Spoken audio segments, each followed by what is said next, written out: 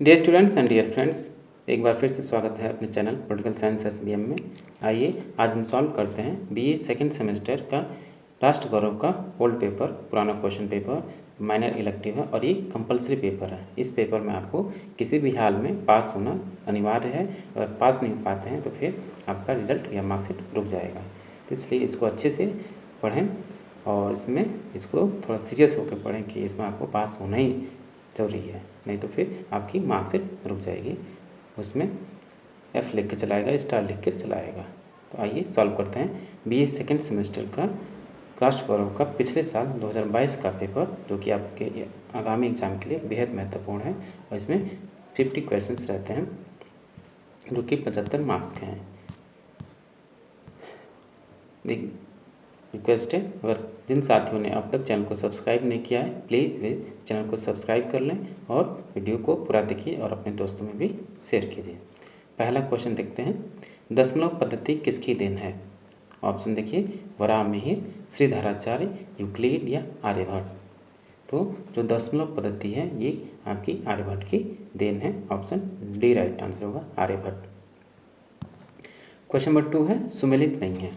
देखिए ऑप्शन, पाणिनि अष्टाध्यायी ये सही है, पतंजलि महाभाष्य ये सही है, आर्यभट्ट हम इन्होंने लिखा, ये पुस्तक है उनसे और उनसे संबंधित लेखक हैं।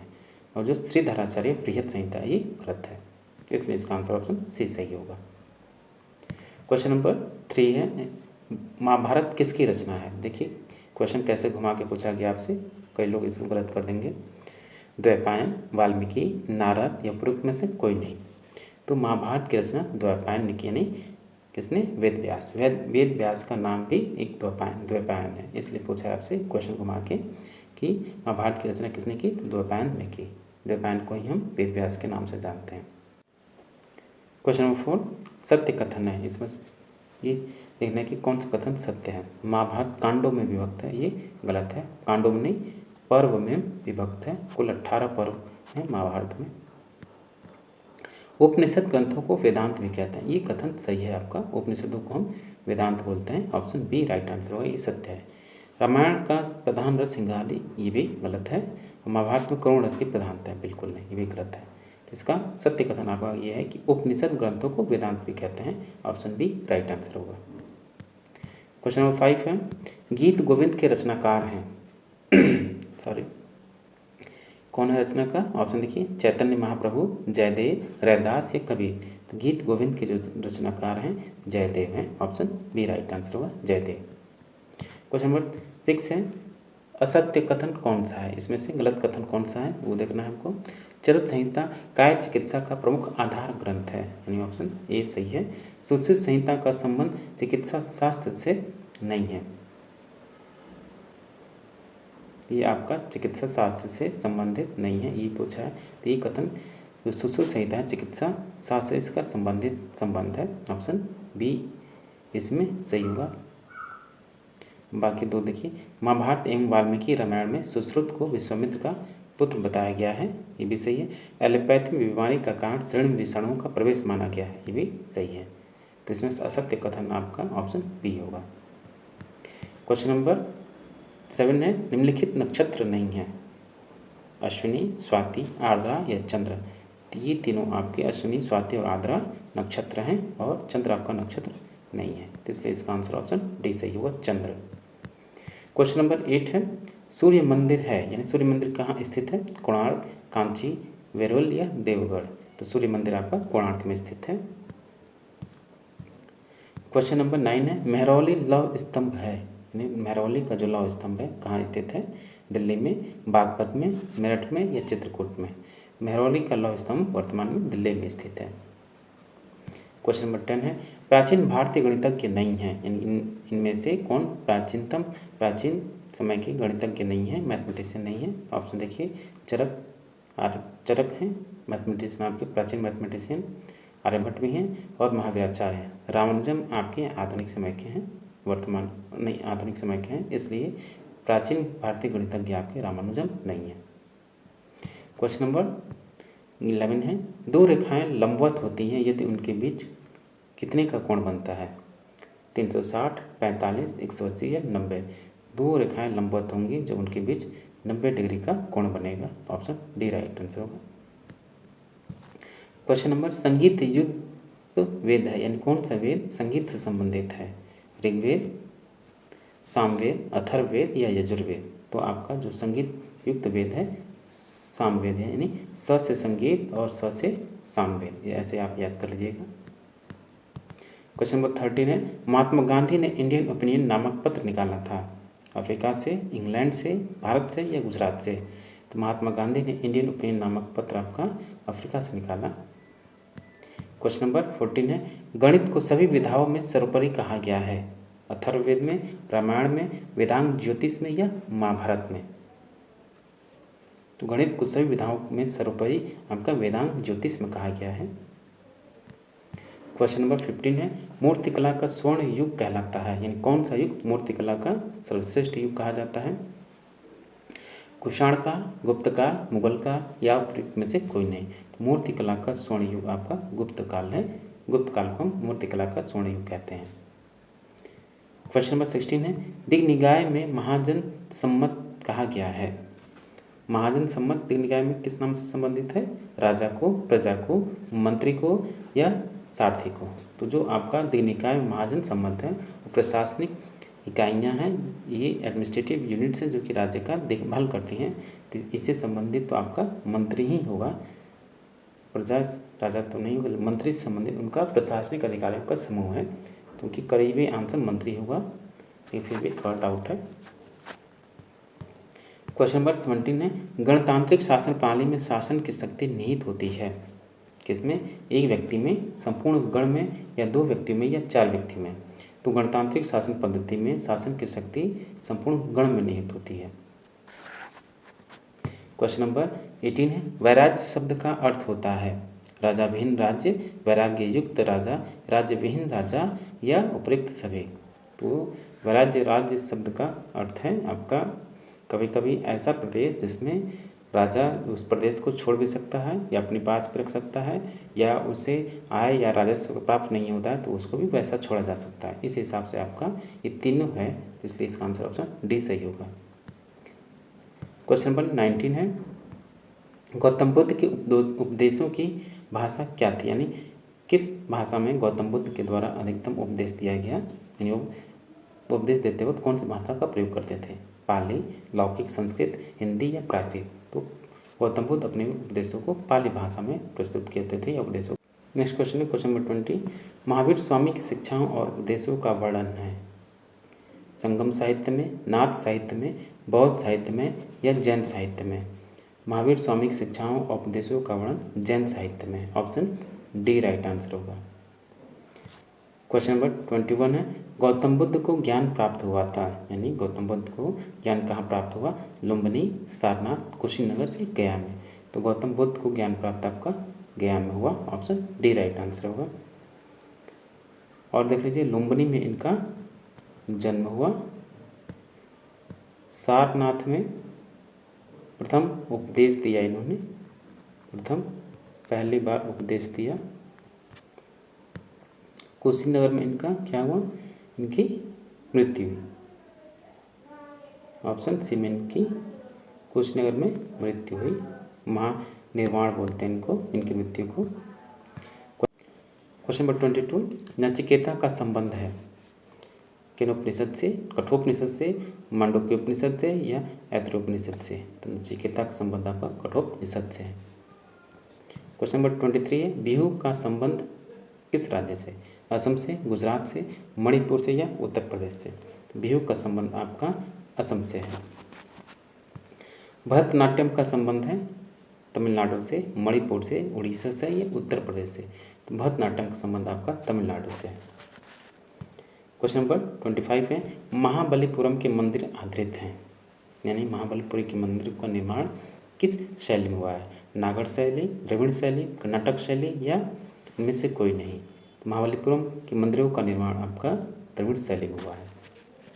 क्वेश्चन नंबर 26 है, प्राचीन भारतीय गणराज्य महाजनपद संख्या में थे, यानी प्राचीन भारत गणराज्य में आपके कुल महाजनपदों की संख्या कितनी थी? तो कुल महाजनपदों की संख्या 16 थी, यानी 16 महाजनपद शामिल थे। ऑप्शन बी राइट आंसर होगा। क्वेश्चन नंबर 27 है, पुरुषार्थ में शामिल हैं धर्म, अर्थ, धर्म, काम या उपरोक्त सभी। तो 4 पुरुषार्थ हैं आपके, जिसमें धर्म, अर्थ, काम और मोक्ष। चौथा पुरुषार्थ आपका मोक्ष है। तो ऑप्शन डी राइट आंसर होगा, उपरोक्त सभी। क्वेश्चन नंबर 28 है, प्राक वैदिक समाज था मात्र सत्तात्मक, पितृ सत्तात्मक, राज सत्तात्मक या प्रयुक्त में से कोई नहीं। तो प्राक वैदिक समाज आपका मात्र सत्तात्मक था। क्वेश्चन नंबर 29, सही कथन है, यानी निम्न में से कौन सा कथन सही है?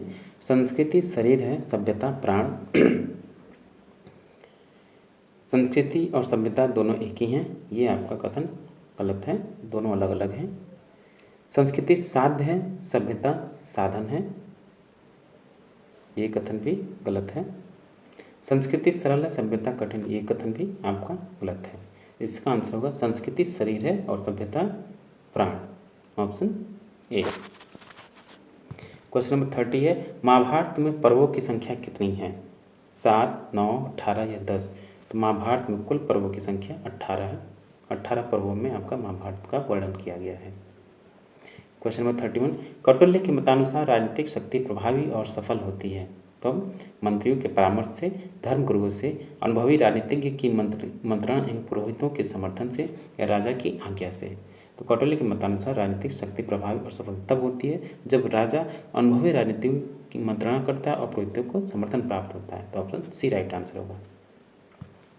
4 आर्य सत्य की संकल्पना किसने दी है? गौतम बुद्ध, महावीर स्वामी, गोरखनाथ या कबीरदास। तो 4 आर्य सत्य महावीर स्वामी ने बताया। क्वेश्चन नंबर 33 है, हिंद स्वराज के लेखक कौन हैं? महात्मा गांधी, राम मनोहर लोहिया, बाबा साहब भीमराव अम्बेडकर या दीनदयाल उपाध्याय। हिंद स्वराज के लेखक आपके महात्मा गांधी। क्वेश्चन नंबर 34, गुलामगिरी के लेखक कौन हैं? ज्योतिबा फुले, डॉक्टर भीमराव अम्बेडकर, पेरियार या उपयुक्त में से कोई नहीं। बेहद महत्वपूर्ण पुस्तक है, बार बार आपसे पूछा जाता है। तो गुलामगिरी पुस्तक के लेखक आपके ज्योतिबा फुले।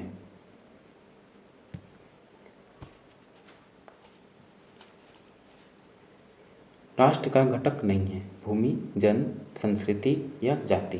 तो राष्ट्र का घटक आपका जाति नहीं है। क्वेश्चन नंबर 36 है, वैदिक ग्रंथों में राष्ट्र का स्वामी किसे कहा गया है? सविता को, राष्ट्रपति को, चंद्र को या उपरोक्त सभी को। ये क्वेश्चन थोड़ा डाउट है, छोड़ दीजिए इसको, और किसी को आंसर पता हो तो कमेंट बॉक्स में कमेंट करें। क्वेश्चन नंबर 37 है, वैदिक साहित्य में राष्ट्र को जिस अर्थ एवं अभिप्राय के साथ ग्रहण किया गया है वह है ज्योति, चेतना, ज्ञान या उपरोक्त सभी। इसका आंसर होगा ऑप्शन डी, उपरोक्त सभी। क्वेश्चन नंबर 38 है, वेदों में राष्ट्र का पर्यायवाची शब्द क्या है? श्री, विश्व। तो वेदों में राष्ट्र का पर्यायवाची आपका विश्व है, ऑप्शन बी राइट आंसर होगा। क्वेश्चन नंबर 39, पृथ्वी सूक्त किस वेद का अंग है? ऋग्वेद, अथर्ववेद, सामवेद या यजुर्वेद। तो पृथ्वी सूक्त आपका अथर्ववेद का अंग है। क्वेश्चन नंबर 40 है, 40, आलवार संतों की रचनाएं संकलित हैं प्रबंधम में, पुराण ग्रंथों में, उपनिषदों में या यजुर्वेद में। तो आलवार संतों की रचनाएं आपकी प्रबंधन में संकलित हैं। क्वेश्चन नंबर 41 है, रामायण सुमेलित नहीं है। एक तरफ आपकी पुस्तक है और उनसे संबंधित लेखक। तो रामायण वाल्मीकि, ये कथन आपका सुमेलित है। रामचरितमानस गोस्वामी तुलसीदास ने लिखा, ये कथन भी सही है। रामलला नाछू तुलसीदास ने लिखा, ये कथन भी सही है। लेकिन जो रामचंद्रिका है ये चिंतामणि ने लिखा, ये कथन गलत है। रामचंद्रिका को केशव दास ने लिखा है, ऑप्शन सी इसका आंसर होगा, ये सुमेलित नहीं है, ऑप्शन सी। क्वेश्चन 42 है, एक तरफ ग्रंथ हैं और उनसे संबंधित हैं। वेद कितने हैं आपके? 4, 18 पुराण, वेदांग 6, त्रिपिटक 3। तो इस हिसाब से आपका आंसर होगा वेद 18 यानी एक का, वेद 4 यानी एक का डी यानी एक का चौथा, और पुराण 18 बी का पहला, ए का चौथा, बी का पहला, तो इसका आंसर होगा ऑप्शन सी। क्वेश्चन नंबर 43 है, प्रबंधम का संपादन सबसे पहले किसने किया? तो इसका आंसर होगा ऑप्शन ए, नाथमुनि। क्वेश्चन नंबर 44, असत्य कथन है कि इसमें असत्य कथन आपका अलवार बहुत उच्च जाति के थे, ये असत्य कथन है। क्वेश्चन नंबर 45, अलवार संतों में स्त्री हैं, अलवार संतों में स्त्री आपके अंडाल हैं, डी राइट आंसर होगा। सुमेलित नहीं है तो आपके इसमें सुमेलित, ये ऑप्शन बी।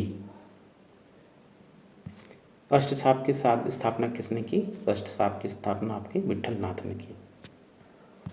48, अर्थशास्त्र की रचना की किसने? अर्थशास्त्र की रचना आपकी कौटिल्य की है। क्वेश्चन 45, जलियांवाला बाग हत्याकांड किस दिन हुआ? तो 13 अप्रैल 1919 को हुआ, ऑप्शन ए राइट आंसर होगा, बैसाखी का दिन था। क्वेश्चन नंबर 50, शून्य का आविष्कार कहाँ हुआ? तो शून्य का आविष्कार आपको पता है कि भारत में हुआ। तो डियर स्टूडेंट, ये था आपका HND 100, जो कि आपका कंपलसरी पेपर है, ये सबके लिए अनिवार्य है और इसमें पास होना भी कंपलसरी है। तो इसको आप अच्छे से सॉल्व कीजिए, पढ़िए। मिलते हैं आपसे नेक्स्ट वीडियो में। और हाँ, चलते चलते एक और रिक्वेस्ट है, एक बार फिर से रिक्वेस्ट है कि जिन साथियों ने अब तक चैनल को सब्सक्राइब नहीं किया है, प्लीज़ चैनल को सब्सक्राइब कर लीजिए, अपने दोस्तों में अधिक से अधिक शेयर कीजिए और वीडियो को पूरा देखिए। मिलते हैं आपसे नेक्स्ट वीडियो में।